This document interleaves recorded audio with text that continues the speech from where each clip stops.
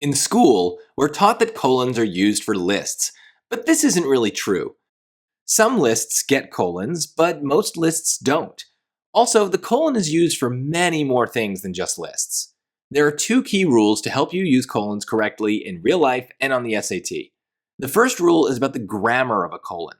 In terms of sentence structure, the part before the colon must be a complete sentence that could stand on its own. The sentence should finish at the colon, as if it were a period, without picking up again at some point later on after the colon.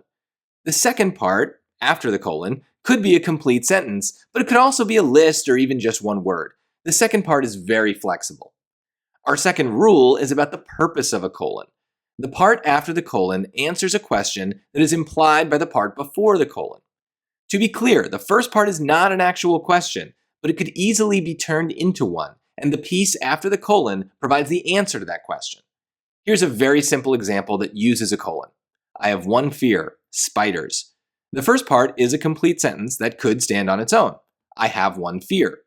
The second part is answering a question that is implied by the first part. I have one fear. What is that fear? Spiders. Here's an example where the colon does introduce a list. There are a few things that every student should bring to school: paper, pencils, and a good attitude. Once again, we have a complete sentence to start. There are a few things that every student should bring to school. And the list answers a question. What are the things that a student should bring to school? Paper, pencils, and a good attitude. But we need to be careful because the SAT often presents us with lists that do not get colons, even if a colon is one of the answer choices. That same example sentence could be phrased slightly differently. There are a few things that every student should bring to school, including paper, pencils, and a good attitude.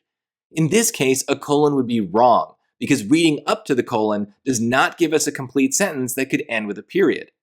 There are a few things that every student should bring to school, including. Notice that this sentence ends abruptly. The colon would be grammatically incorrect in this case. Let's look at one more example where the colon introduces a complete sentence. One historian takes a different view. John Smith argues that the Articles of Confederation would have been better for the United States in the long term. The first part is still a complete sentence. One historian takes a different view.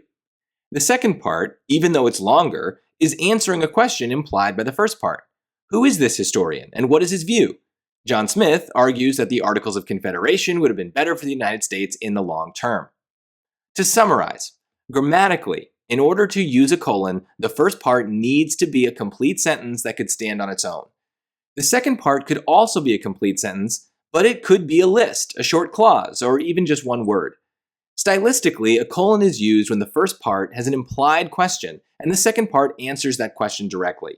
If the question is difficult to pull out of the first part, or if the second part doesn't provide a direct answer, then a colon probably isn't the best punctuation choice.